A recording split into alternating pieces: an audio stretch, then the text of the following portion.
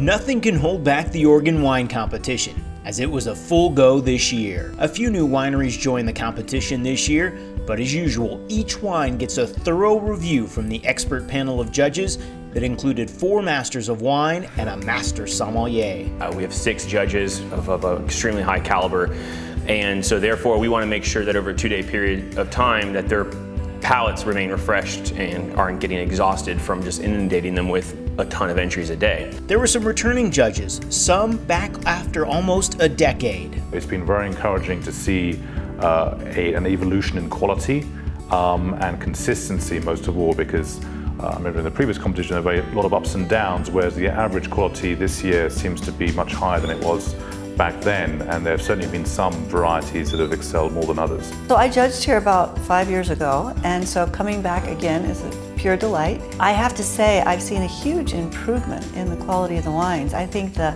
future for Oregon wine is really bright. One of the new judges to the competition, Master of Wine Martin Reyes, was quite poetic in his assessment of Oregon wines. From the muscularity, that sort of robust muscularity of some of the Petit Syrahs to that grungy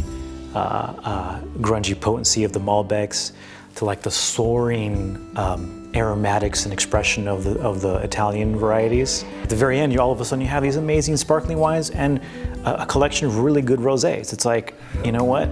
The world is far more vast in Oregon than we would ever think. I knew that sort of academically, but actually seeing that up close was fascinating. I think that's a mic drop from Martin. But let's go on for more detail. And for a second straight year, the Rhone varietals were making headlines. That was immediately clear, right? The fact that there is a deep variety and high quality amongst all of the Rhone varieties that were there, in particular the Syrah. Grenache performed very well and was fresh and really pure styles. There wasn't a lot of over extraction, there wasn't a lot of jamminess, there was really lovely juicy freshness and pure red varietal fruits, and really impressive. We tasted the Rhone whites, a lot of them were just exquisite, with a lot of vibrant flavors and really good acidity and length. Also this year, the specialty category wines had a big impact on the competition. Most dramatic increase in any of the categories was the sparkling category this year. We had enough sparkling wines to actually have both panels of judges sample the sparkling this year. And I just tasted the most amazing sparkling wine. I've always been really excited about the great sparkling wine that we produce in California, but I think California better start looking over their shoulder at some of these producers in Oregon.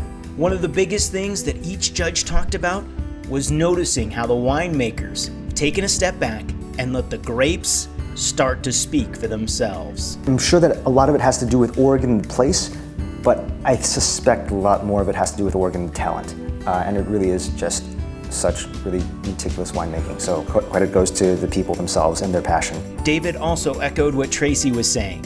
Not just with the sparkling wines, but the Bordeaux varietals should have people in California very nervous. Napa needs to be really scared about this. There are some ways that Oregon is able to capitalize on greater balance and really kind of recall some of the best things about Napa's history over the last 40 years. Like the highlights of what Napa has done really well. Oregon is able to recapture that right now, and I think that's really exciting.